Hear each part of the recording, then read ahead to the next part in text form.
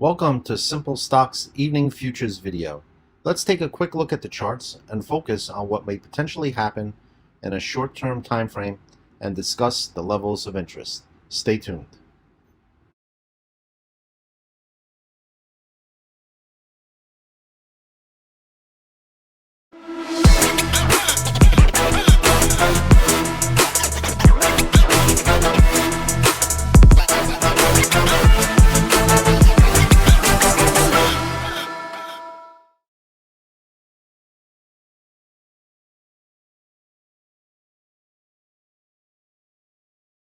Now the ES, you'll see I have supply drawn here at 44.14 and 44.25 area right here.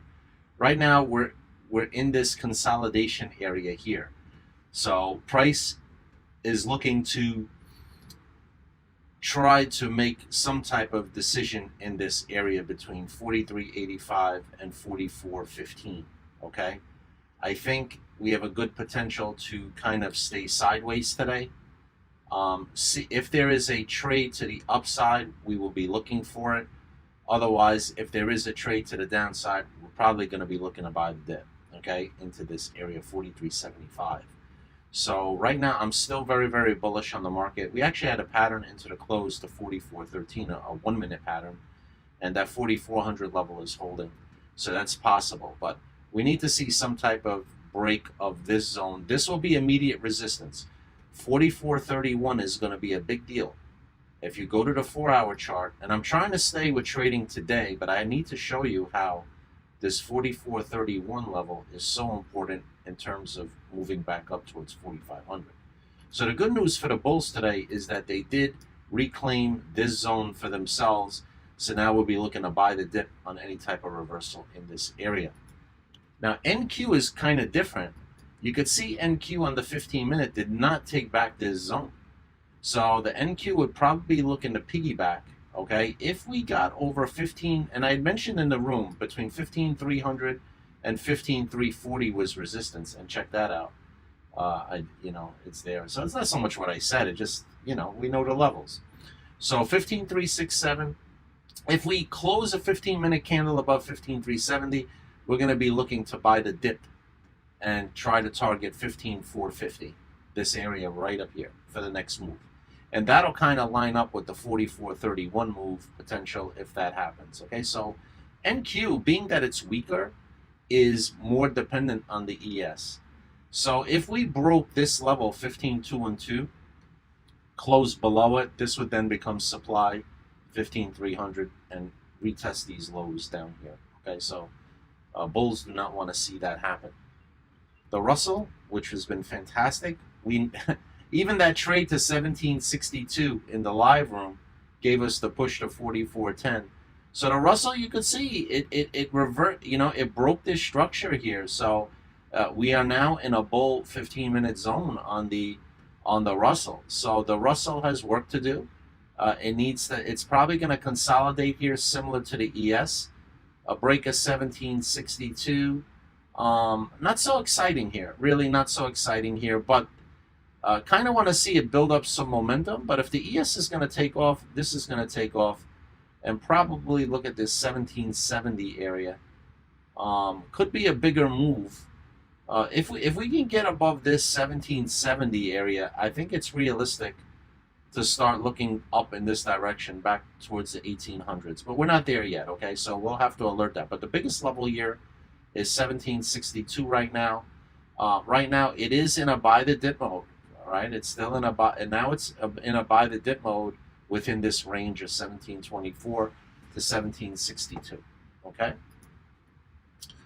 Oil is perfect. Oil did nothing today. It never, we did hit 88. I said in the video that I was looking at 88, the futures video. I was looking for 88 to hit, which it did. But we're in this bullish range from 82 to 88. I think oil, and you can see this level here at 85. Remember I said if it comes down to 85 first before 88 to look to buy the dip. Those are my words. So I'm sticking with that. How about that? And right now we're in a bull zone here on the 15 minutes. So I think it just needs to consolidate from this 85 range to this 88 high. and then we'll figure out what the move is going to be. So right now, oil is not doing anything. It's subject to spikes with news about this war in the Middle East, but we're not going to worry about news right now. We're just going to try and see what the chart is telling us, okay? Let's look at gold. Now, gold, again, I had this drawn. I don't know where my box went, but I had this level drawn here. I think it must have got taken away. I do like gold. I could tell you one thing. I think I do like gold to bounce up back towards this level, 1941. I think that's something that's doable right here, okay? I think that's doable tonight, okay? Using this low of 1927, you might be able to target 19, if you want to try. I mean, that would be the only scalp I would do here. I think gold is ranging between 1946 and 1920, but I do think there could be a trade to 1921. A trigger would be, yeah, I think this is the trigger right here, 1932. You see this right here, this level, 1932. So I think you could get a few points out of it. You know, that's up to you, but there is a little W shape here up to 1932, 1941. I don't think I'll be taking that trade, but you know, I just want to let you know it might be there. And silver, yeah, silver is the same thing. It doesn't have that same bullish pattern that gold has potentially to 1941, but 2250 to 2298, I think it's in this range, and we had talked about an upper level of supply yesterday, up in the upper 23s. So I think it's doing a timeout between 2250 and 2299. If it can get over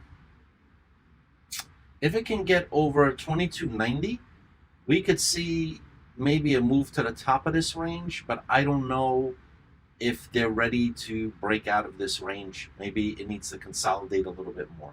Okay, so this one is kind of like a hold, and I would still consider gold a hold. And Russell did its job. You know, in summation, Russell did its job. NQ is actually weaker than the ES, which is odd, considering how much the technology stocks ran today. So that's it for now. If anything comes up in the Discord in the futures tonight, I will alert the guys in the room. And look at that, ES 4407. All right, guys. See you tomorrow.